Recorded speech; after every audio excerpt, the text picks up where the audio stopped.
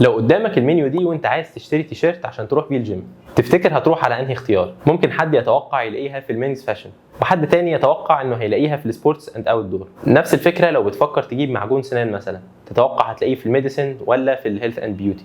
التوقع اللي انت هتتوقعه مبني على المنتال موديل الخاص بيك، بس كيو اي يو اكس ديزاينرز احنا بنبني يوزر سنتر ديزاينز، بمعنى ان تصميماتنا مبنيه لليوزرز مش بناء على ارائنا كديزاينرز. ففي حاله زي دي انت محتاج تعرف المنتال موديل او النموذج الذهني للمستخدمين اللي هيستخدموا الموقع بتاعك عشان تبني الانفورميشن اركتكتشر المتوافق مع المنتال موديل بتاعهم.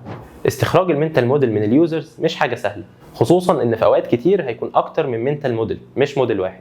لكن ميثود زي التري تيستنج هتساعدك تعمل ده.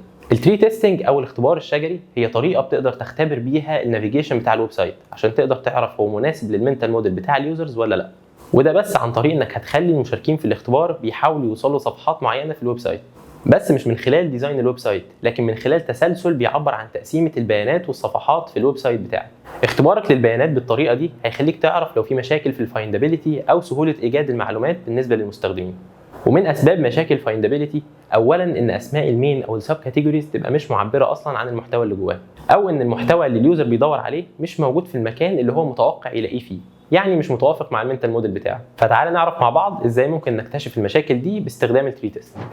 لو كنت عايز اختبر اذا كانت المشكله في اسماء الكاتيجوريز، ممكن اعمل اختبارين باسماء كاتيجوريز مختلفه وابدا اطلب من اليوزرز ان هم يوصلوا لنفس الصفحه، والاحظ انهي اختبار هيحقق نتائج افضل.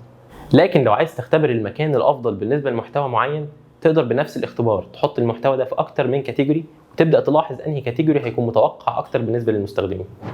ما تنساش تسال عن كورس الانفورميشن اركتكتشر، واعمل لنا سبسكرايب على يوتيوب وفولو على الفيسبوك بيج عشان هنتكلم اكتر عن الانفورميشن اركتكتشر ومواضيع تانية كتير.